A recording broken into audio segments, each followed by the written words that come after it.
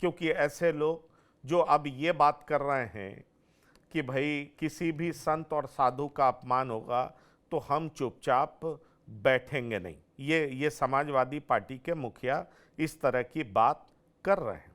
ऐसे में कई सवाल उठ खड़ा होता है कि दरअसल जो स्वामी अभी मुक्तेश्वरानंद कह रहे हैं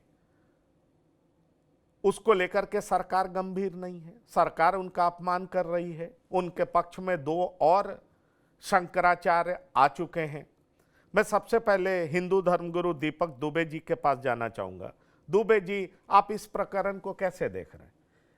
ये प्रकरण ऐसा बन गया है कि कई सारे साधु संत, खासतौर पर शंकराचार्य, कह रहे हैं कि ये शंकराचार्य का अपमान है। सरकार बनती है, बिगड़ती है, सत्ता आती है, सत्ता जाती है, सत्ता के नशे में चूर नहीं होना चाहिए। और किसी को भी गंगा स्नान से रोकने का मतलब है कि ये गो हत्या है, ये एक शंकराचार्य कह रहे हैं। ऐसे में सवाल उठता है कि इस तरह का गंभीर आरोप उस व्यक्ति की सरकार पर लग रहा है जो खुद सनातन को बचाने के पर्याय बने हुए हैं। कैसे आप देखते हैं इसको? पंकज भाई, आपने शुरुआत में बड़ी अच्छी लाइन एक बोली जिसको मैं सहमत था कि क्या यह लड़ाई जो है वो धर्म, शासन और हट की हो गई है। तो ये एक अजीब सा मोड़ ले रही है, और हम जैसे लोगों के लिए, जिसके लिए शंकराचार्य जी भी पूजनीय हैं निसंदेह, और योगी आदित्यनाथ जी भी हम लोगों के लिए सम्माननीय हैं, तो हम लोगों के लिए बड़ी कठिन स्थिति हो रही है। अगर इसको वास्तव में निष्पक्ष होकर के देखा जाए, तो पहले दिन पुलिस की गलती थी। पुलिस प्रशासन ने जिस तरह से मारा है, जिस तरह से हाथ उठाया है, जिस तरह से चोटी पकड़ा है, वो बेहद असम्मानजनक स्थिति है, वो कहीं से बर्दाश्त के काबिल नहीं है। अब उसके बाद की जो स्थितियाँ हैं थोड़ी-सी, वो हठ की ओर जा रही हैं, मेरी समझ से। इसमें अलग-अलग लोगों के विचार हो सकते हैं, क्योंकि परम पूज्य शंकराचार्य जी भी जिस तरह की भाषा का प्रयोग कर रहे हैं मुख्यमंत्री जी के लिए, और आज जिस तरह से मुख्यमंत्री जी ने भाषा का प्रयोग किया, ये दोनों कहीं न कहीं सनातन धर्मियों के लिए आहत करने वाली स्थिति है। दोनों ही स्थितियाँ हम लोगों के लिए बहुत ही कहीं न कहीं से हमारे धर्म का नुकसान हो रहा है, हिंदू धर्म का नुकसान हो रहा है, सनातन का नुकसान हो रहा है। इससे कहीं कोई लाभ मिलता हुआ दिखाई नहीं दे रहा, बल्कि इससे हानि होती हुई दिखाई दे रही है। जब जिलाधिकारी जाके रोटी बना सकते हैं एक संत के यहाँ, तो जो लोग हाथ उठाए थे संतों पर, जाकर के वो एक शब्द बोल देते कि हाँ, ये अज्ञानता या भूलवश या आवेशवश हो गया, आप चलिए नहा लीजिए। तो उनकी कोई गरिमा नहीं घटने वाली थी। जाते हैं तमाम प्रशासनिक अधिकारी जो है संतों के यहाँ, पूजनीय लोगों के यहाँ, तो उनकी भी नहीं घटती। और अब जो हठ ले लिया थोड़ा-सा शंकराचार्य जी ने, ये भी मुझे लगता है कि एक संत को शोभा नहीं देता है। थोड़ी-सी हम लोगों को इसकी वजह से आघात पहुँच रहा है कि ये नहीं होना चाहिए, और दोनों स्थितियों में नुकसान हमारे धर्म का हो रहा है, सनातन का हो रहा है, और कोई जो है इसको निष्पक्षता से ना देख करके हठ पूर्वक देख रहा है। ये उचित नहीं है। मेरा तो ये मानना है। नहीं, पर आप ये मानते हैं कि उनके साथ जो शुरुआती दौर में रवैया हुआ, उनके लोगों को पीटा गया, वो गलत था और वो सरकार को माफी वो मांगनी बेहद वो चाहिए थी, बेहद प्रशासन को बेहद अकाउंटेबल करना चाहिए था, जिम्मेदारी तय होनी बिल चाहिए थी, एक्शन होना चाहिए था, या माफी मांगना चाहिए था? आप ये कहना चाह रहे हैं? नहीं, बेहद बेहद बेहद घोर आपत्तिजनक आचरण था प्रशासन का पहले दिन। बेहद निंदनीय आचरण था। उसकी कहीं से भी, मतलब उसकी उसकी कहीं से भी सहमति नहीं दी जा सकती। वो घोर निंदनीय था। इसमें कोई संदेह नहीं है। उस तरह का आचरण नहीं होना चाहिए। बहुत तरीका होता है रोकने का। लेकिन आप चोटी पकड़ कर खींचे, मारें, जूते से मारें, ये कहीं से बर्दाश्त, जो आप, अगर हम लोग जो वीडियो देख रहे हैं, अगर वो चीज़ें हुई हैं, तो यह बेहद आपत्तिजनक और घोर निंदनीय है। इसके जितने कड़े शब्दों में निंदा की जाए, वो कम है।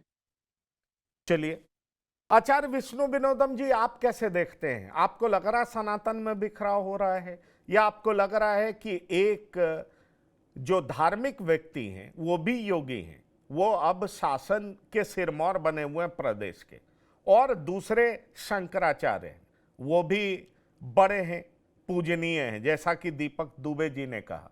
क्या ये दोनों का टकराव है या शासन और धर्म का टकराव? आप इसको कैसे देख रहे हैं?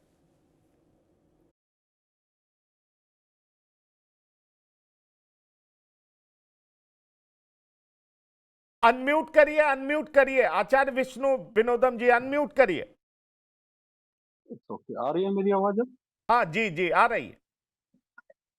देखिए, शंकराचार्य जी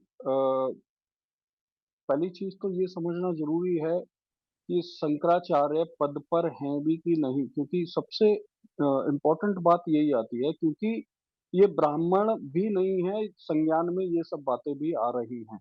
ये भाट हैं और भाट इतनी बड़ी पदवी पर बैठा हुआ है, ये एक विचारणीय स्थिति है। दूसरी बात, योगी आदित्यनाथ मुख्यमंत्री भी हैं और साथ में नाथ संप्रदाय से हैं। नाथ संप्रदाय आप देखेंगे आदि अनादि काल से है। शंकराचार्यों का इतिहास कितना पुराना है आप उठा करके देखिए। और ऐसे नाथ संप्रदाय के महंत को आप जिस तरीके से, जिस भाषा से बात करते हैं, कहीं भी मेरे को तो शंकराचार्य में ये दिखता ही नहीं कि इनके अंदर कहीं से कहीं तक भी एक संत स्वभाव है।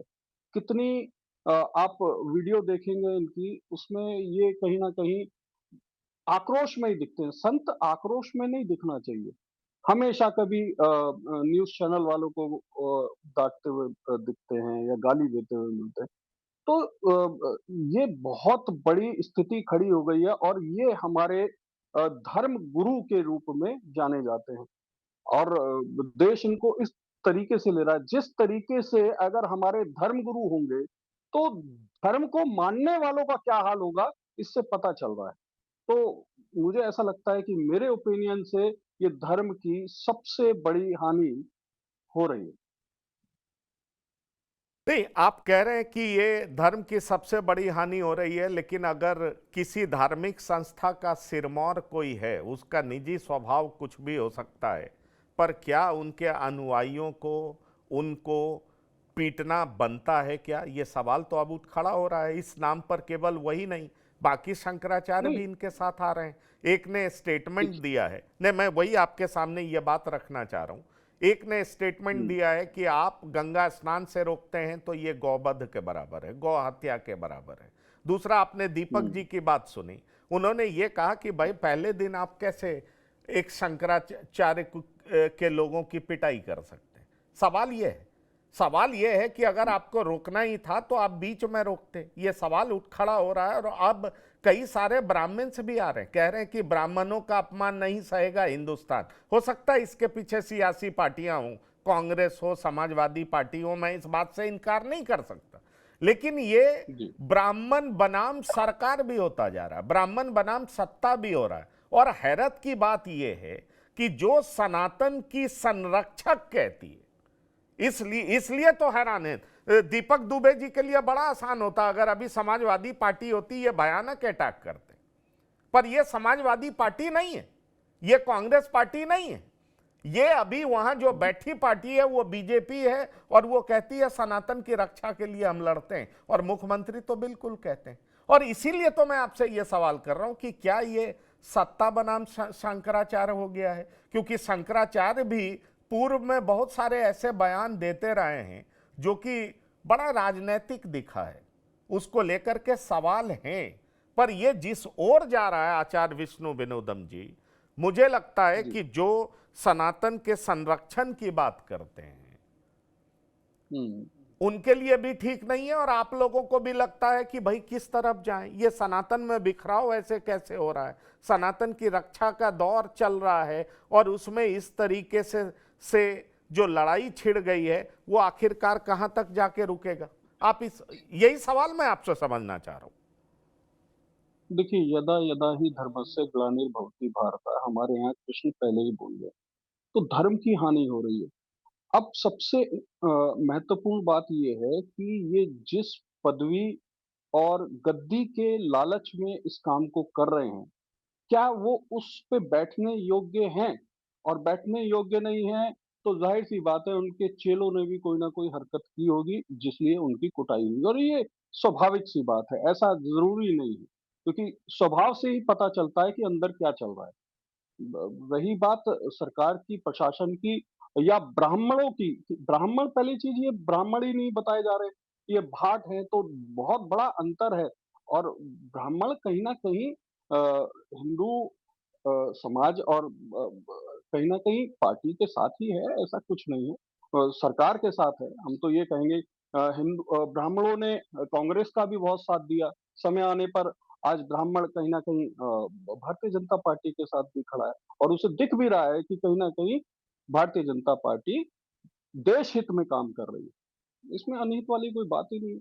ये तो इनका एक गद्दी का लालच है। जैसे सरकार को भी अपनी गद्दी का लालच होता है, इसी तरीके से धर्म गुरुओं को भी अपनी गद्दी का लालच होता है। तो स्वाभाविक सी बात है। कुछ तो सस्ता लो, सब बढ़िया लो, इसमें क्या खास बात है? थोड़े में ज्यादा स्वाद, यही तो है इसकी खास बात। मसाला। दादी के हाथों का जादू और खुशबू से महकता घर, माँ की मुस्कुराहट और खाने की सुगंध। MDH गरम मसाला, क्योंकि हर रिश्ता है स्वाद से जुड़ा। MDH